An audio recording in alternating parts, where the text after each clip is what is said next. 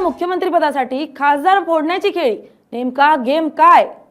महाराष्ट्राच्या राजकारणात सत्ता स्थापनेनंतर आता मंत्रिमंडळ रचनेनंतरही अंतर्गत कुरघोडी, राजकीय डावपेच आणि आगामी निवडणुकांच्या पार्श्वभूमीवर मोर्चे बांधणी वेगानं सुरू असल्याचं चित्र दिसतंय।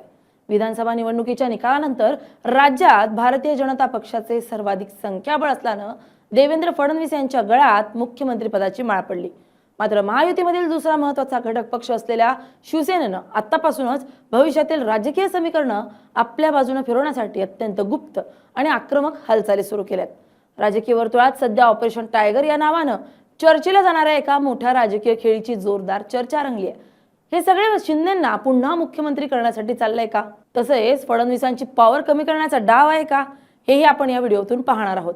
नमस्कार, मी स्नेहल चौधरी, आपण पाहत आहात LS मराठी। या खेळीचा मुख्य उद्देश उद्धव ठाकरे यांच्या शिवसेना गटातील 6 खासदार आणि काही आमदारांना एकनाथ शिंदे यांच्या शिवसेनेत सामील करून घेणं हा आहे। संसदेत आणि राज्यात स्वतःचं संख्याबळ वाढवून महायुतीमध्ये भाजप समोर आपली बार्गेनिंग पॉवर म्हणजेच सौदा शक्ती मजबूत करणं आणि एकनाथ शिंदे यांच्यासाठी पुन्हा एकदा मुख्यमंत्री पदाचा मार्ग मोकळा करणं हा या संपूर्ण रणनीतीचा मुख्य भाग असल्याचं बोललं जात आहे। या राजकीय भूकंपाची पाळंमुळं केंद्रातील राजकारणाशी आणि मंत्रिमंडळाच्या आगामी विस्ताराशी जोडली गेली आहेत। ठाकरे गटातून जे खासदार शिंदेंच्या शिवसेनेत येण्यास उत्सुक आहेत त्यांना आगामी केंद्रीय मंत्रिमंडळ विस्तारामध्ये मानाचं स्थान देण्याचे आणि त्यांच्या मतदारसंघासाठी केंद्राकडून मोठा विकास निधी मंजूर करून देण्याचं आश्वासन देण्यात आल्याची खात्रीलायक माहिती सूत्रांकडून मिळते। शिवसेनेच्या या रणनीतीमुळे केवळ ठाकरे गटालाच मोठा धक्का बसणार नाहीये, तर महायुतीचे नेतृत्व करणाऱ्या भाजपलाही आगामी काळात शिवसेनेच्या मागण्यांपुढे झुकावं लागू शकतं।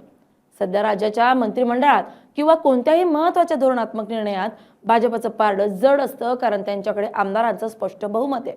परंतु जर एकनाथ शिंदे यांनी खासदारांची मोठी फौज आपल्या पाठीशी उभी केली तर दिल्लीतील हायकमांड समोर शिवसेनेचं वजन वाढेल।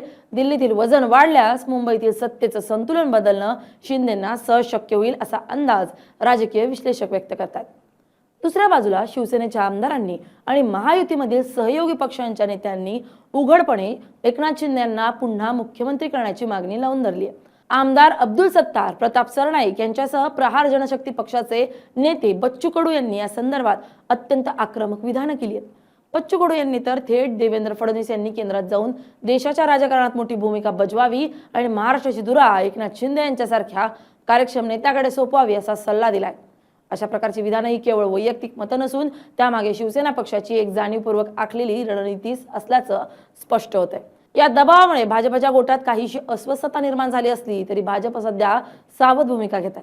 भाजपचं लक्ष राज्यात आगामी काळात स्वबळावर किंवा मित्रपक्षांना सोबत घेऊन 150हून अधिक जागा जिंकण्याचं आहे। त्यामुळे मित्रपक्षाची ताकद वाढणं हे महायुतीसाठी फायद्याचं असेल। तरी मुख्यमंत्री पदावरील दावा भाजप इतक्या सहजासहजी सोडण्याची शक्यता नाहीये। या संपूर्ण घडामोडींवर उद्धव ठाकरे यांच्या शिवसेना गटाकडून तीव्र प्रतिक्रिया उमटतात। शिवसेनेच्या ऑपरेशन टायगरला चोख उत्तर देण्यासाठी ठाकरे गटानं ऑपरेशन वुल्फ म्हणजेच लांडगा मोहीम सुरू करण्याचा इशारा दिलाय। या पलटवारामुळे महाराष्ट्रातील 2 शिवसेनांमधील संघर्ष आता दिल्लीपर्यंत पोहोचणार असल्याचं चिन्ह आहे। जर खरोखरच ठाकरे गटाचे खासदार फुटले तर संसदेतील शिवसेनेची अधिकृत ओळख आणि व्हीप बजावण्याचे अधिकार यावरून पुन्हा एकदा कायदेशीर लढाई सुरू होऊ शकते।